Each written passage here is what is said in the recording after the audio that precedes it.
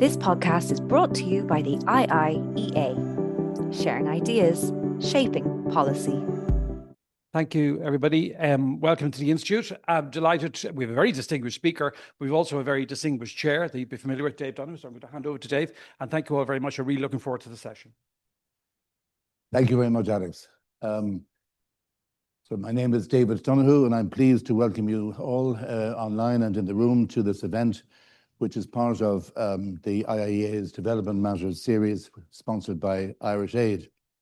We're delighted to be joined today by Doreen Bogdan-Martin, Secretary General of the International Telecommunications Union, who has generously taken time from a very, very busy schedule to speak to us. Before I formally introduce Doreen, I'd like to ask Emer Friel of the Department of Foreign Affairs and Irish Aid to say a few opening remarks on behalf of Irish Aid. Emer.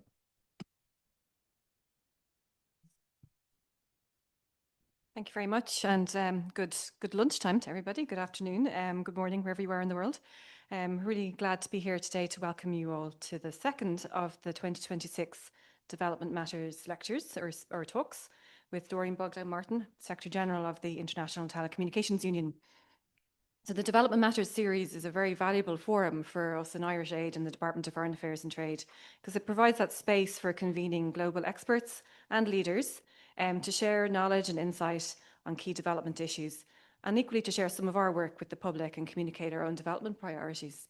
So can I start by saying a very big thank you to all at the IEA, to Alex White, to Jill, to your team around you, for all the work that goes into organising not just today, but for the lecture series in its entirety. It's very valuable for us as well. Might just say a few words on the ITU to get into it. It's a United Nations specialised agency for information and communication technologies. So this means they allocate global radio spectrum and satellite orbits, develop technical standards that ensure networks and technologies seamlessly interconnect, and strive to improve access to ICTs to serve underserved communities worldwide. That's quite a lot. It sounds very technical, in many ways it is.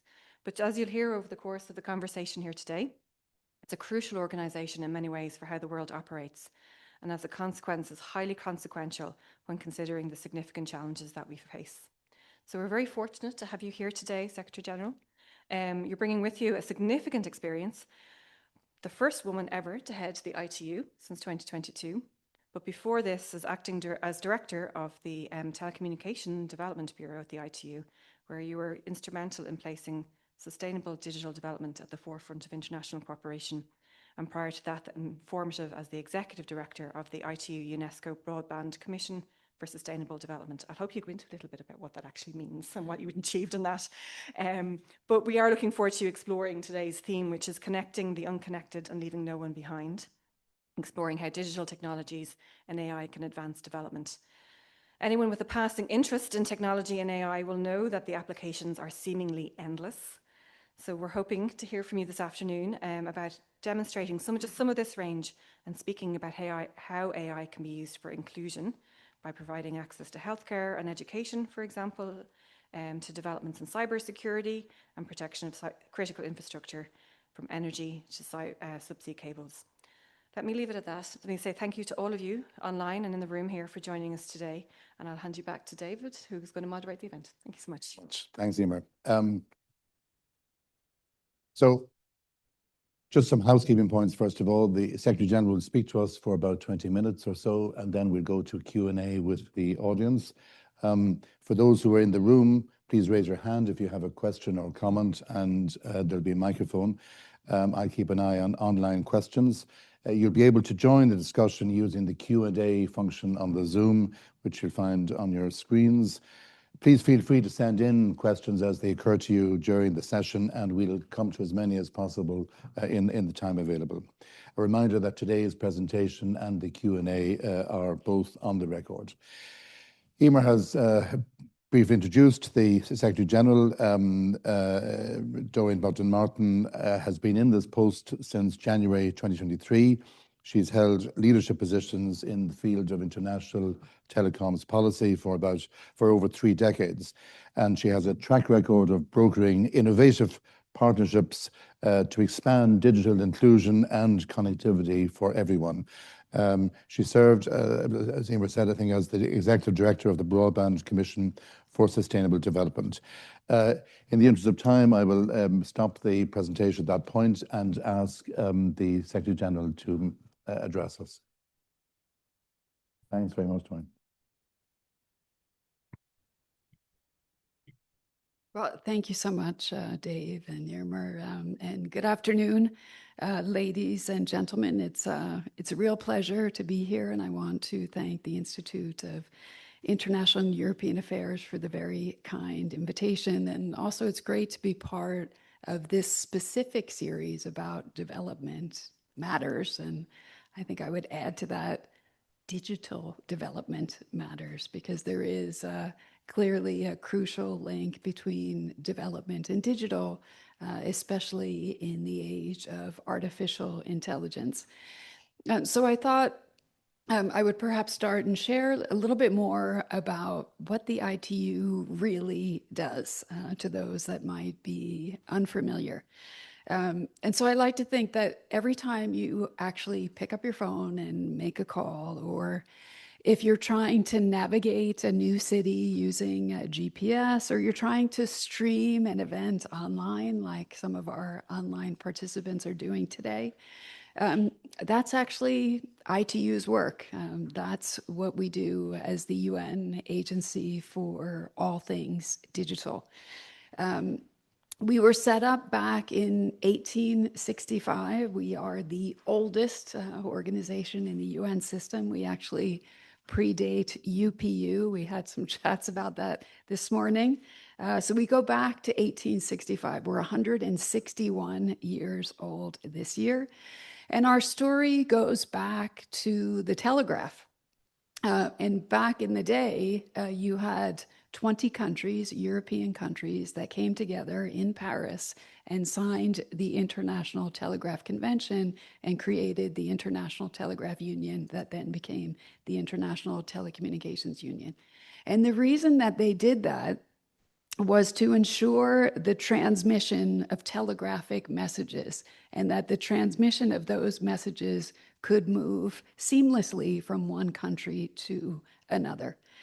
And I think when we look to Ireland, Ireland actually played an important role in that story back in 1866, and we were also chatting about this this morning. In 1866, the first commercially viable transatlantic cable connected Valentia Island to the Americas. And that actual connection cut communication time from weeks to minutes. It was historic. And that cable actually operated quite successfully for over a century. And today, about 3/4 of subsea cables in the Northern Hemisphere pass, I would say, near or through the Irish waters, making Ireland a kind of linchpin when it comes to global connectivity. I think also Ireland's economy tells a similar story when it comes to resilience. This country is a digital powerhouse, hosting 16 of the top 20 tech firms in the world. And with digital contributing about 13% of GDP, I think we can fairly say that Ireland is that digital powerhouse. But continued digital resilience here, and I would say in Europe and around the world, actually requires trust, as we see more frequently these days, the importance of trust, shared values, and also cooperation across borders. And I think that's something that ITU does best. Like Ireland, we believe that everyone deserves a fair shot at prosperity and opportunities that digital actually brings and can offer. I heard this directly from Prime Minister Martin when he attended the G20 summit in South Africa. And in one of his interventions, he spoke about digital inclusion as a key enabler of a growing economy and the need to reach the furthest behind first, coming back to what you were saying, Dave, before. So reaching that furthest behind first. And that's why the ITU really needs member states like Ireland and partners like IIEA to help us bring the benefits of digital to those hardest to connect places, whether it's connecting every school on the planet to the internet. We have an initiative that we run with UNICEF where we're trying to connect every school on the planet to digital technologies, or whether it's helping to protect the most vulnerable through our work on child online protection. And I think that initiative has taken on some new urgency in the age of artificial intelligence. And so I thought I would offer 3 observations, and then we can have more further discussions. 3 observations on how digital technologies are actually shaping these efforts, and where I think the work of our institutions can actually align. And so the first observation that I would offer is that it's impossible to talk seriously about artificial intelligence or any other technology for development when we still have billions of people today that are not connected, that have never, ever connected to the internet. And connectivity is not a luxury. It is foundational development infrastructure. The internet enables access to things like education, to healthcare, to financial services, to markets, and much, much more. And today, those 2.2 billion people are offline. Let's also remember that some 700 million people still lack access to electricity, and that link between access to energy and electricity and the link to digital technologies is an important one. And then on top of it, affordability remains a significant barrier. It's a barrier to adoption of digital.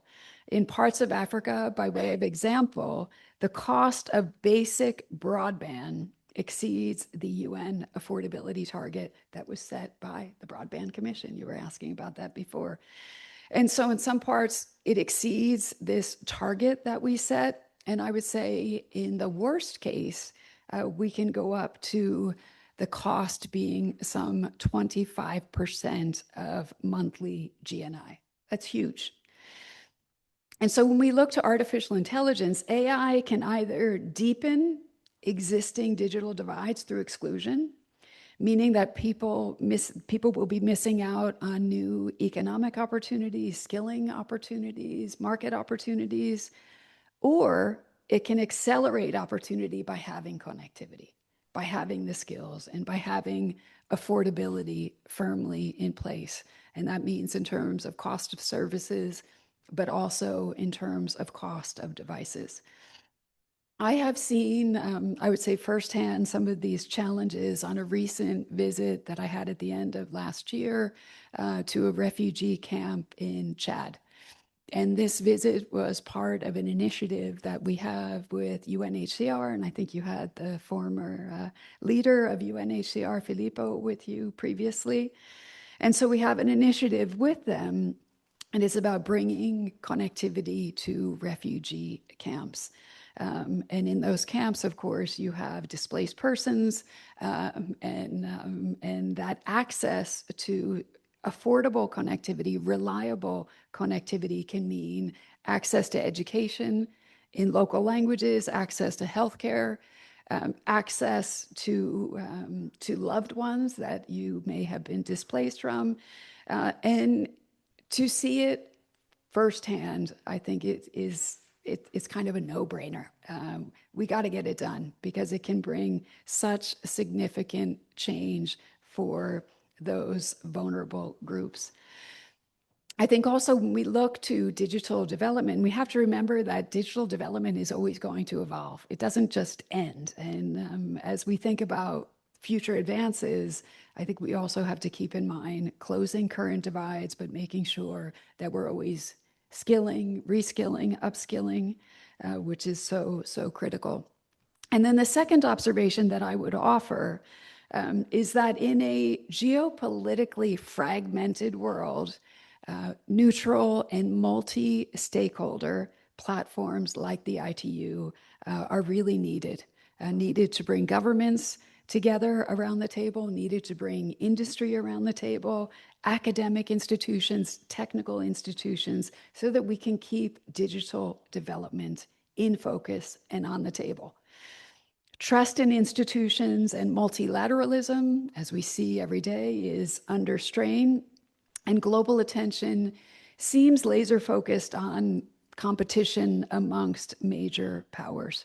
But we can't allow this to obscure the reality of the many. And since 2020, around 165 million people have been pushed into poverty due to compounding shocks from the global pandemic to even climate-related disasters.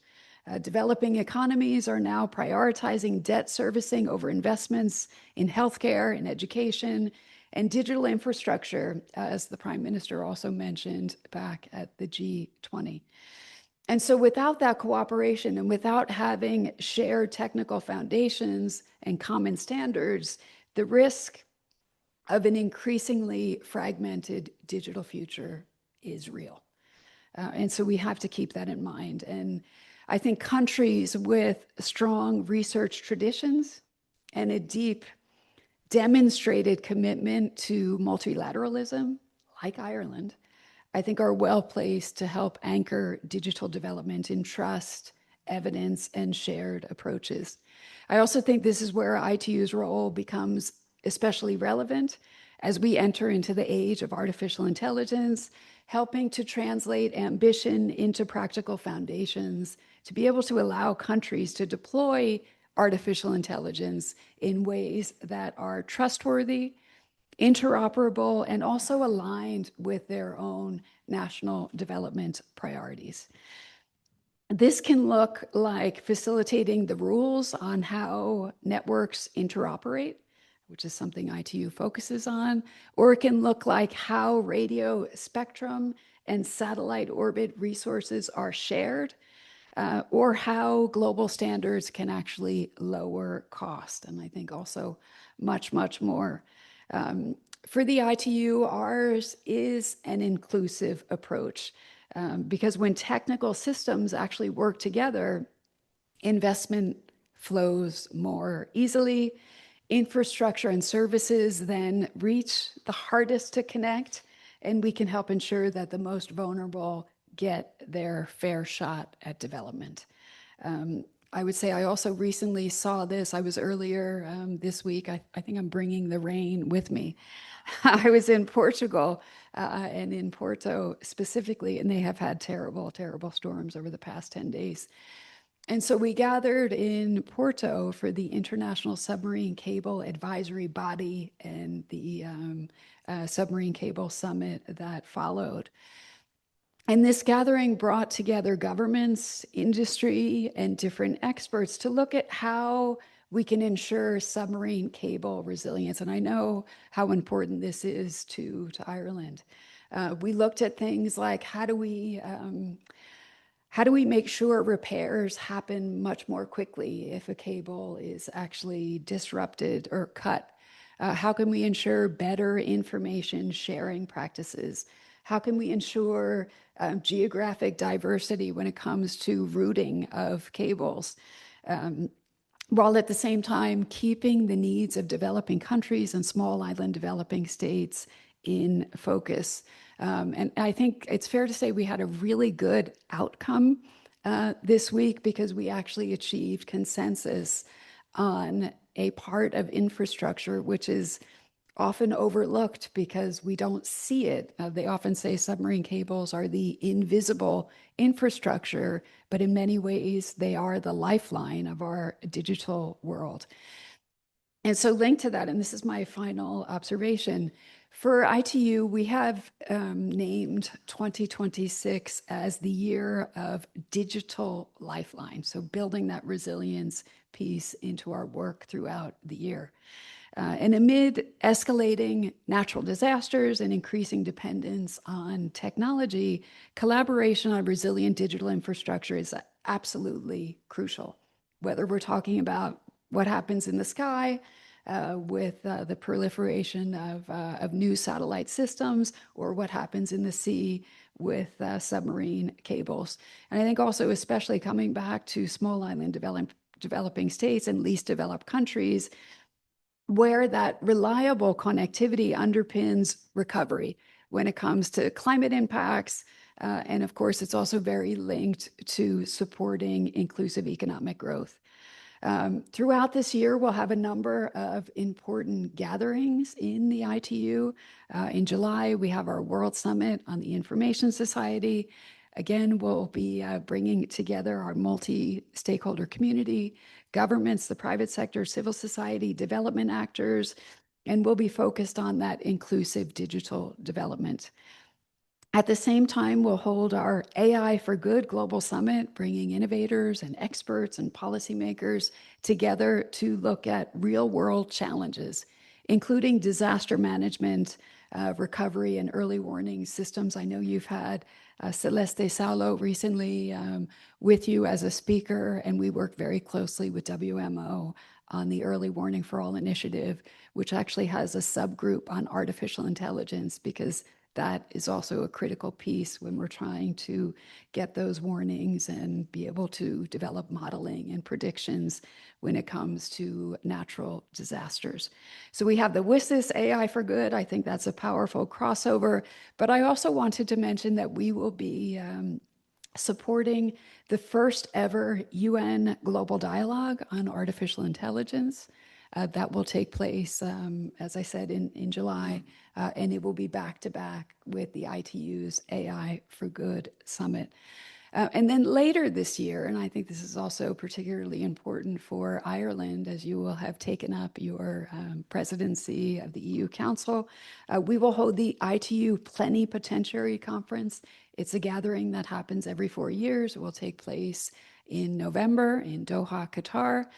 That conference is important for many reasons, but one of the biggest reasons is that it will chart the strategic direction of the organization for the next 4-year period.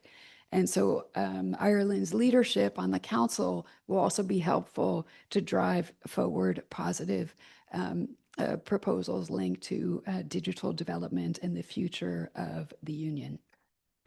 There's also real scope to plug into these 3 pillars of the EU strategic agenda. So that's security pillar, the values piece, and of course the competitive piece, which I know is so important here as well in Ireland. And I think we can plug in those pillars and looking at ITU's work on digital infrastructure resilience, as I said, from satellites to subsea cables, to things like online safety, responsible AI governance, digital literacy, skilling, so that economies can keep pace with the technologies of the future. I think in all of these areas, Ireland's leadership and digital experiences are both valuable and instructive. And I do think that they should be shared with other nations. A good place to start is something that the ITU has put together. It's a sort of coalition pledging platform that we call Partner to Connect. It's about reaching those hardest to connect, and we invite governments, different global institutions, the private sector, to make commitments to help us close the connectivity gap, to bring the necessary skilling, and to facilitate adoption of new technologies. We have a target to get to by the end of this year, and that's 100 billion. So far, we're just over 80 billion. So what I would encourage you to jump in and help support that important cause. And as this year of resilience will stretch out before us, I think our collective challenge is very clear. We have to ensure that artificial intelligence and other emerging technologies actually strengthen development outcomes, that they deliver opportunities, and that they bridge divides rather than deepening them. We have to ensure that access is affordable, that it's beneficial, that it's safe and it's inclusive. And we have to shape technology through collaboration and not fragmentation. We look forward very much to working closely with Ireland, to the IIEA, I would say for the next 160 years and beyond, so that we can bring people together so that technology serves all people and benefits humanity. Again, it's a pleasure to be here and really looking forward to the discussion. Thank you.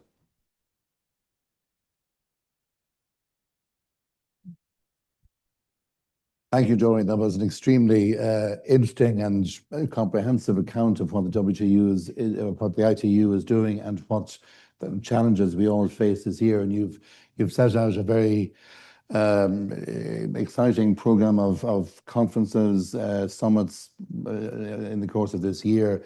I suppose one question is, what prospects do you see for advancing consensus on AI and other digital challenges in the current fragmented environment? I mean, you've touched on it, but obviously the ITU is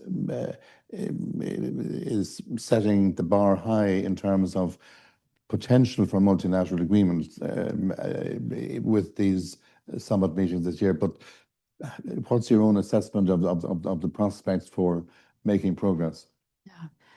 Well, I'm an optimist by nature, and so I do think that consensus can be achieved because I think all countries understand the importance of connectivity for their economies and for their people.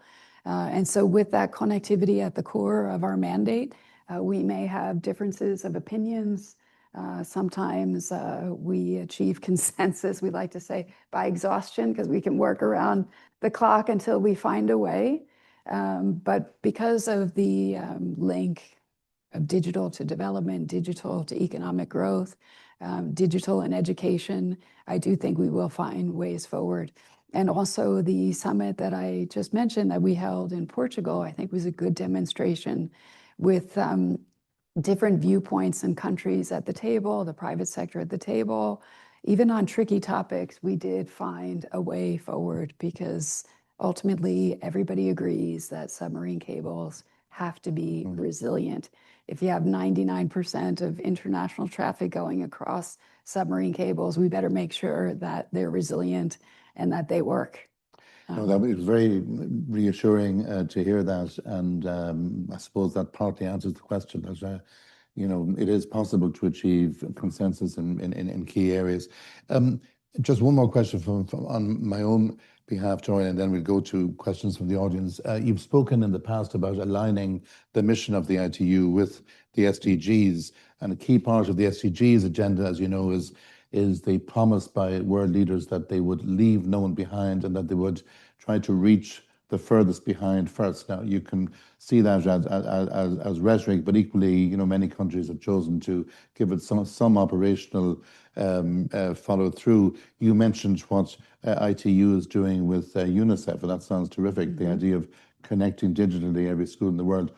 But are there other specific things that ITU is doing or could do to reach the groups in society which are most marginalized, most vulnerable? I mean, I have to say that I'm impressed by the very emphasis that you give in your mandate to leaving no one behind. But in terms of thinking through what that means by way of concrete initiatives and policies, are there other things that you can develop there a bit?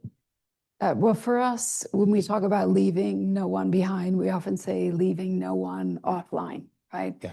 And when it comes to ITU's work, our mission and mandate, we would often argue that that connectivity is linked to every single SDG and almost every target.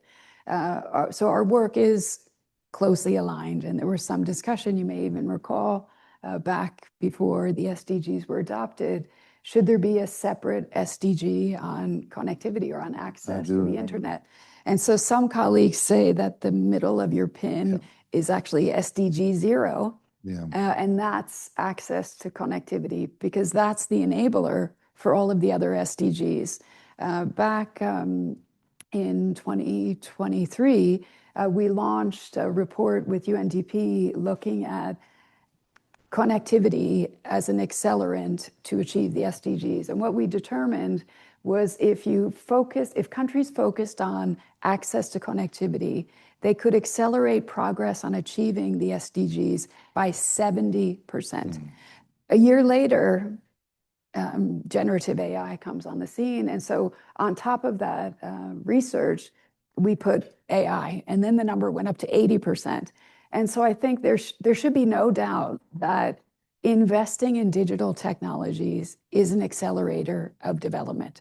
And so whether it's healthcare, whether it's education, whether it's, we're also featured in SDG 9, the infrastructure piece, the partnerships. I think everything that the SDGs cover have a link to digital as an accelerant, as an enabler. Yeah, no, it's a very powerful case, and 70% or the 80% is quite striking. A question from Colin Rafter. Is the multilateral system robust enough to handle the challenges posed by AI? I mean, this touches in a way on many of your themes today. Yeah. This is the topic of discussion, right? So the ITU has been engaged in artificial intelligence for many years. A lot of our work started back in 2017.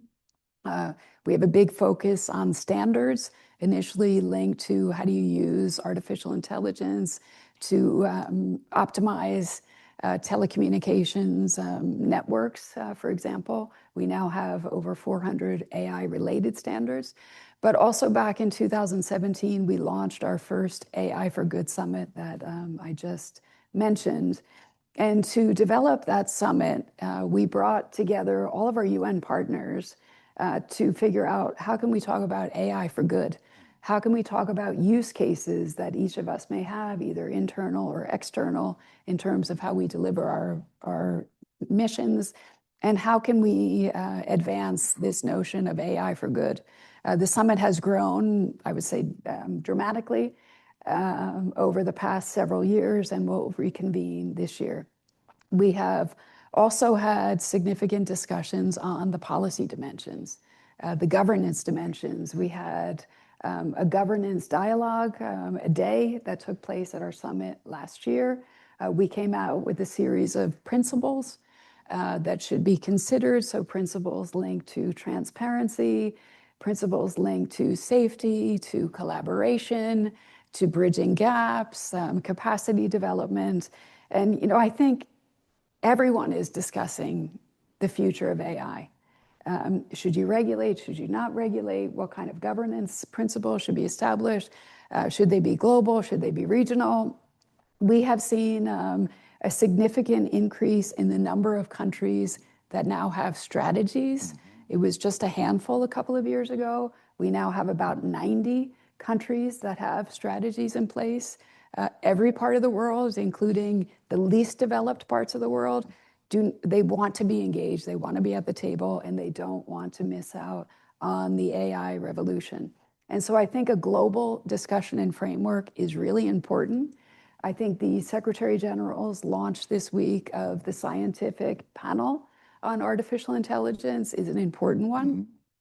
That panel of 40 members will contribute into the UN SG's first global dialogue on AI governance.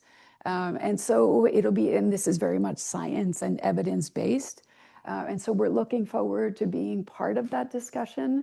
But as you all know, the AI sphere has so many different components, whether it's the security piece, the ethical piece, that we all need to work together. And we're trying to do that in the UN system. We have an interagency group that brings us together. And I think it's important for all countries to come together, share their concerns, and also try to leverage the opportunities and the good that AI can potentially bring. Exactly. A question here, Doreen, from Seamus Allen, who's a digital policy researcher with the Institute.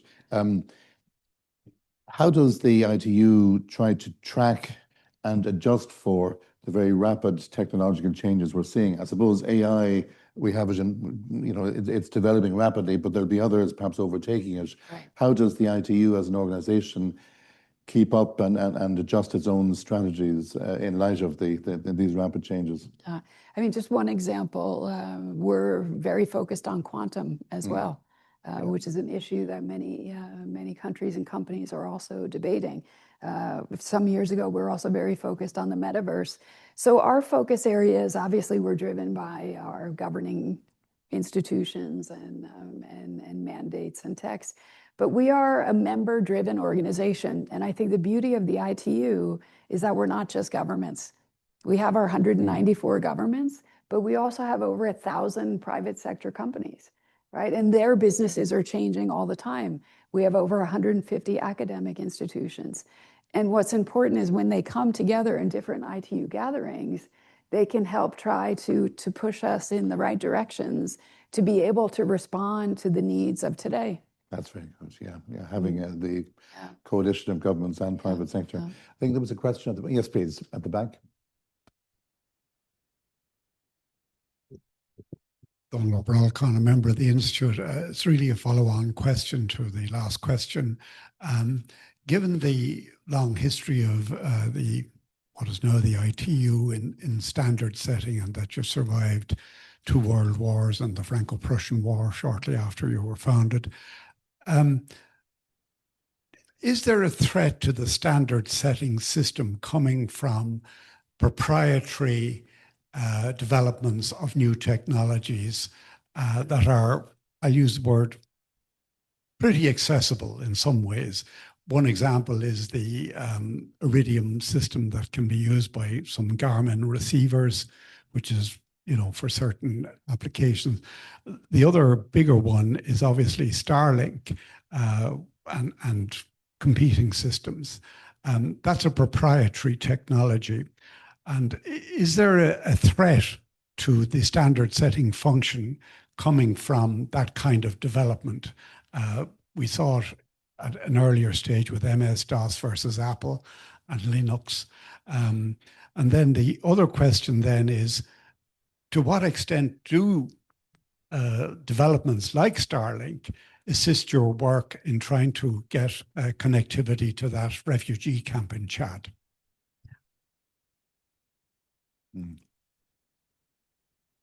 Doreen. Yeah. Okay, so when it comes to like the threats and risks, which I think are real, what we try to do is to make sure that everybody comes to the table. And because our standards are driven by members, again, private sector or government, it's really important that in the discussions and the development of those standards, that different constituent groups are at the table.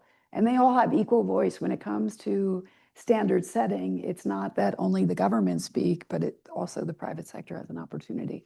I think the other important advancement that we have made on the ITU side is strengthening the collaboration with other standards development organizations. So we have a strong collaboration with ISO, with IEC. We work very closely with IEEE. We saw some years ago that there was this tendency to kind of standard shop around. And I think we have made progress in trying to keep the different institutions together so that we're not competing on the same standard. And so we have to try to minimize those threats and risks by trying to continue to bring everybody together. When it comes to Starlink or any of the other low or Earth orbiting constellations, I think they offer incredible opportunities. When it comes to the hardest to connect, when it comes to a situation where maybe a natural disaster or a flood has shut down the infrastructure, the opportunities are big. The price points are interesting. And this is something that's under study for the next radio conference, the World Radio Communications Conference that will take place in 2027, where the agenda is actually about 80% space focused. And so this is a big shift. And we're looking closely at issues around direct-to-device. which is also incredibly exciting. But there are other market concerns linked to direct-to-device. So that's something also under consideration in one of our technical study groups, and we'll come to that treaty-making conference in 2027. But there's a lot of issues around these systems, including authorization requirements within countries. And we're also trying to look at and compare different country practices when it comes to authorizing these kinds of players. I think that's also something ITU does well. We gather experiences and practices of different countries, and we try to set out best practice guidelines. Great job. Alex, you have a question? Yeah. My name is Alex White, I'm Director General here at the Institute, and as part of the Forbes Minister of Communications, I dealt with this question domestic in Ireland, but I might just mention that in a second. But the board, I mean, it's fascinating. Thank you very much for your presentation and for what you've said in response to the questions. And I mean, the case is unanswerable. Connectivity and what flows from connectivity is just, it's almost like as if the case doesn't have to be made, but of course, I'm sure in your role, you have to keep making the case. I remember there was a judge of I think the Chief Justice of Zimbabwe spoke here last year, and he was talking about the development of the court system in Zimbabwe in the 19th and 20th centuries. And this might sound completely off point, but it's not completely so, because he was able to show that the evolution of commercial life and indeed, cultural exchange and so on, but particularly economic and commercial life, developed along the railway lines in Zimbabwe. According as the railway lines were constructed and the trains were moving, commercial. I mean, it's almost like a truism. We know that from our basic economic history, that's the truth. And now in the 21st century, we can just see it all the more that, commercial life, cultural exchange, education, as you mentioned, and so on, are almost dependent on adequate access to broadband. And so, but my question really, and all your points about affordability and digital divide and closing those divides are really well taken. I do wonder though, sometimes this slightly repeat of a question you've been asked already, just with a slightly different angle, the capacity, and I mean the intellectual capacity, engineering capacity, technical capacity within governments and within state agencies and within international agencies, if I may say so. And I'm not making any assumptions about the ITU, but you're around for a long time. If we'd find the expertise anywhere, I'm sure we'll find it there. But I do sometimes worry, and I witness it here, the states have actually, in the last 20 to 30 years, offloaded a lot of capacity that they did have, technical and engineering capacity, obviously. And for good reason, because the investment that was required was only going to come, and the innovation, a lot of it was only going to come from the private sector. But an awful lot of babies went out with an awful lot of bathwater. So the extent to actually control things was lost as well, it seems to me. And I wonder, do you observe that in countries like where you're trying to make your writ run, as it were, try to get the affordability agenda center stage, try to ensure that you get into the rural areas, try to ensure all these important things? Are the states, have they got the capacity to do this, or have they yielded too much to the private sector in many of these countries? I think the capacity gap is a big one. I would say probably for all countries, in part because the tech sector moves so fast that it's almost impossible for policymakers to keep pace and international organizations to keep pace with the speed of the technology sector. And there's definitely a shortage when it comes to, skill sets. We look at, for example, cybersecurity. There's a huge lack of cybersecurity professionals. There's a huge lack of women in cybersecurity also, by the way. But there are jobs, but we don't have the experts, right? And so I think when it comes to AI, when it comes to even more advanced technologies, we're not able to keep pace with the needed capacities. We also see the impact of artificial intelligence on, changing the job market. Some statistics, even coming out of ILO, will say that we will have more jobs created than jobs lost.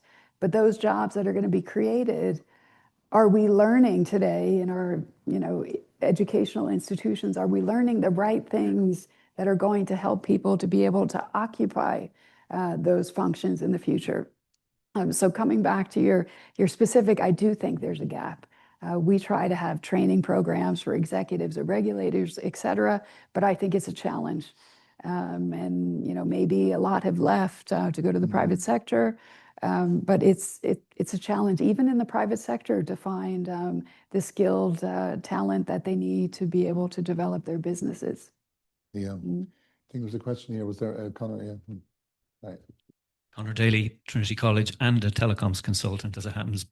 Secretary General, you spoke about the affordability issues as a follow-up to Alex's question. We didn't mention mobile financial services and financial inclusion.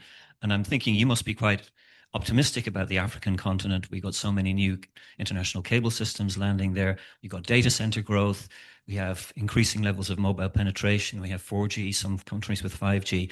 But we also have huge growth, don't we, in MFS, in mobile banking. So what's the role of the ITU in promoting mobile financial inclusion in sub-Saharan Africa? Yeah, I mean, that's a huge one. And thank you for bringing that up, because we've seen tremendous growth in Africa in particular when it comes to mobile money. The ITU does work in the space. We work in it a bit from the standard side, but also from the development side. We have had a partnership with the Gates Foundation. We've done some pilots in countries working with central banks, but it's a huge opportunity. What's interesting is that we still have a big percentage of unbanked. We're looking at the percentage of unbanked, the percentage of not connected, and how can we make the bridge to make sure that everybody has access to digital financial services? I think also the digital ID issue is a big one. And I think we also saw during the pandemic that access to digital services as a whole, digital government services, was accelerated, especially in developing countries, because there was no other way. And so you had to almost overnight bring access to digital services that you previously maybe were planning to do in 10 years' time. But again, it comes back to those that are not connected, that want to have access to financial services, that are not banked. And so, how can we bridge, how can we make that bridge? When it comes to affordability as well, trying to get governments to understand that heavy taxation on devices or even on the services is an impediment to uptake. And so what we've been trying to show together with our friends from the Economic Commission for Africa, who've done some interesting studies on this, is that if you reduce the tax over time, well, your subscription rate will increase. And over time, you won't have that decrease in revenue on the government side. So it will pay off. And so trying to make that case is something that we continue to push. Yeah, I think there was another one here. Yeah. Thank you very much, Secretary General. My name is Cian Fitzgerald. I'm a senior researcher here at the IEEE, and I work on defense and national security. So I spend quite a lot of time thinking about the security of subsea cables in the North Atlantic. But my question is, I have two questions. The first is quite a broad one, which is just your own thinking on the growing securitization of telecommunications infrastructure. So not just the infrastructure itself, but also the supply chains, thinking about, certain countries not liking Huawei equipment being installed, things like that. How is that affecting development cooperation as well? And then my second question, which is maybe more technical on subsea cable infrastructure itself, is some of the newer models of subsea telecommunications cables have sensing capabilities, smart cables, and cables configured with distributed acoustic sensing. And I'm wondering, is this affecting the installation of new cable routes? I'm thinking about some of them with concerns around military applications. Obviously, so some countries having concerns about military applications for subsea sensing and submarine warfare. Has this affected where new routes might be installed? Thinking about the Arctic, South China Sea, Asia, areas such as that. Is that affecting connectivity for countries that are just sort of caught in the middle there? Thank you. Thank you. Yeah, thank you. Thank you for that. I would say on the security front, I think as a whole, a lot of that work is focused on the standard side. At the same time, from a development perspective, we have something called our Global Cybersecurity Agenda. We have a Global Cybersecurity Index, where we try to help countries understand the key parameters and criteria that they should be thinking about when they put in their own national cybersecurity strategies, when they're setting up their certs, et cetera. I mean, in terms of cybersecurity as a whole. When it comes to infrastructure and security issues linked to infrastructure, the position of the ITU has been that, you know, countries wanting to put in infrastructure, that the private sector, basically countries want to have choice, let me put it like that. And so that the private sector should be looking at market opportunities for those countries looking to advance and expand their infrastructure. We do advocate safety, trust, resilience, reliability. I think those are core principles that the ITU strategic plan and Constitution and Convention underscore. When it comes to the submarine cable issues, what we have seen in recent years and the whole submarine cable issues, as well as things happening in space, have started to make headlines in ways we never saw before. And so a submarine cable cut may have gone unreported in previous years, but now it's headline news for different reasons. But by creating this recent body that we put together, we were able to do some interesting work with the ICPC and other partners, which clearly said, okay, 200 cuts a year. Most of them come from an anchor or a fishing boat, but others maybe from other sources.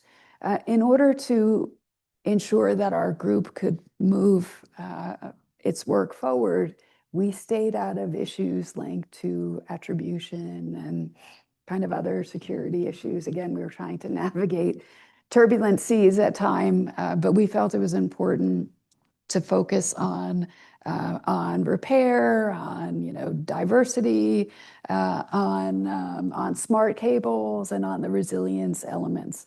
And so sometimes when it comes to tricky, sensitive issues, we may deal with them, but it may also be other UN organizations that have a better place on some of, even on the submarine cable issues, which is why it's important to have different partners at the table. Sure, of course. Yeah. There was another, oh yes, please, yeah. Alan Sloan from University College Cork. I was just thinking about standard setting, and does the ITU see itself having a role in kind of higher level regulatory divergence, like in the dispute over the Digital Services Act, say between the US and the EU, for example? Yeah. So on the dispute side, so let me just say, when it comes to regulatory issues as a whole, a lot of that is taken up by our development sector, where we have something called the Global Symposium for Regulators. It's a kind of sharing of different practices, discussions. We come out with best practice guidelines on different things, including things that the European Commission may have directives or regulations on. But when it comes to like enforcement or disputes, I think maybe the best analogy would be to the Radio Regulations Board. So I'm getting some kind of off your question in order to answer your question. So we have in place a Radio Regulations Board. There are 12 members. They're elected by secret ballot, and it's across, it's representative. They're from per region, I think it is. And they deliberate on issues that are brought to their attention that have to do with like radio frequency interference or unauthorized use of a satellite system or terminals. And so they deliberate and their findings are public. I think that's kind of the extent of getting into enforcement, because we have a treaty, which is the radio regulations, and the ITU oversees, and this board, the implementation and adherence to the radio regulations. If there was a dispute between two countries or two different groups on a regulatory framework issue, we might debate it, but we wouldn't have a ruling per se in that case. Yeah, it's a delicate balance. Hey, please, Johnson. Johnson. Thanks very much, Secretary General. My name is Joyce O'Connor, chair of the digital group here in the IEEE, but I'm also founder or co-founder of a charity called Lockjaw W that addresses the issue of the gender divide in skills of tech. But I was very interested in your focus right at the beginning on, you know, trust and shared values.